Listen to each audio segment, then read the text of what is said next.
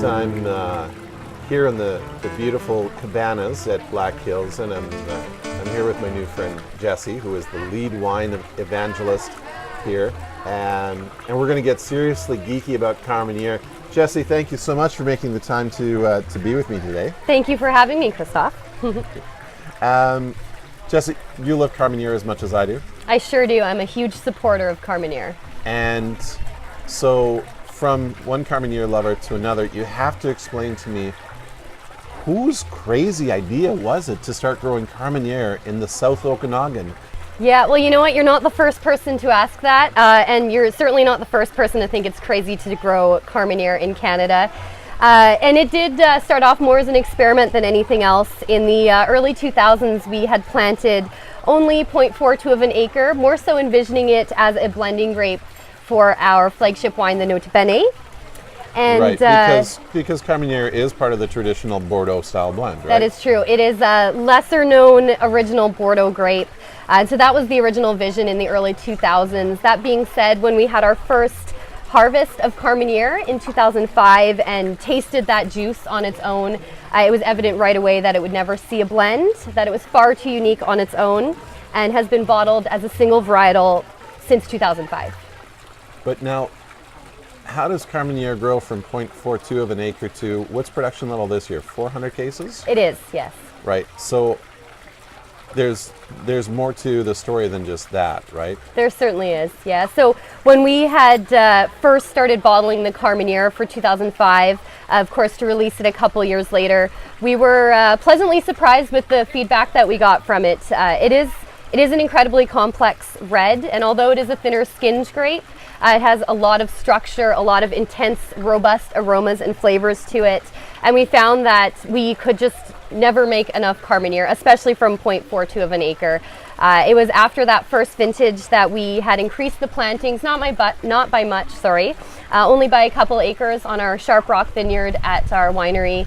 And it was not until we purchased this secondary vineyard, our double black vineyard, which we're sitting on right now with our beautiful wine experience center.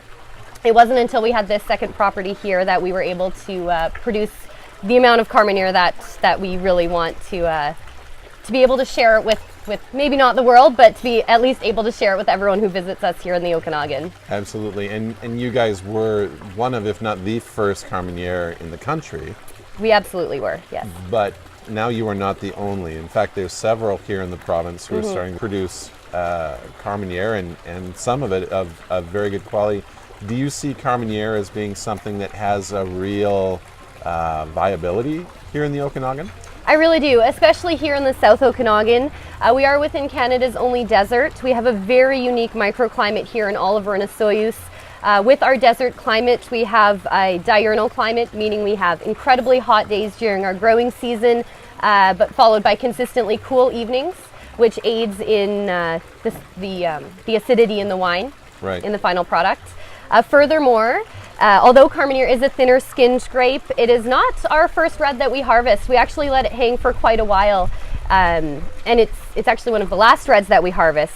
The reason for that being we really want that phenolic ripeness to catch up near the end of the fall, and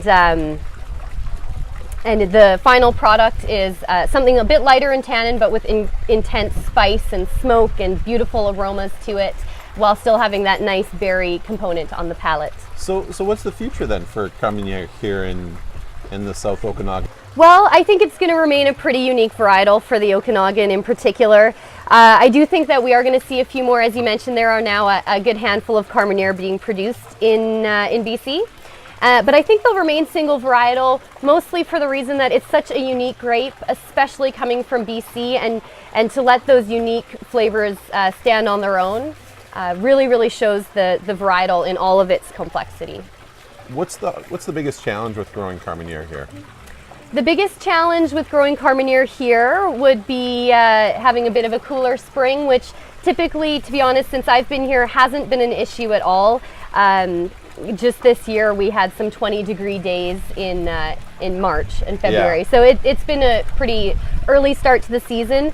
The advantage with that is with an early start, we can have an early harvest, or we can keep that Carmenere on the vine much longer, which is an asset to us as well. Well, you guys are pretty lucky. You've got a obviously amazing spot, and you've sure done are. beautiful work with it. Jesse, thanks so much for making the time to sit and talk Carmenere with me. My pleasure. Thank you so much. So now it's time to dig into that Carmenere, and whoa, what a special wine it is.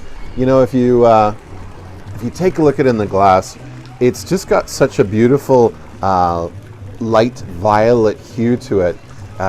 Bright, perky, fresh on the nose. This is why I fell in love with this wine. The Carmenere really has a bouquet to it that's like an Arab spice market. It smells of paprika and almost curry and toasted cumin seeds, and for anyone who's ever had real Arabic food, ras el khanout, which is a spice blend they do in North Africa. It smells of incense and musk.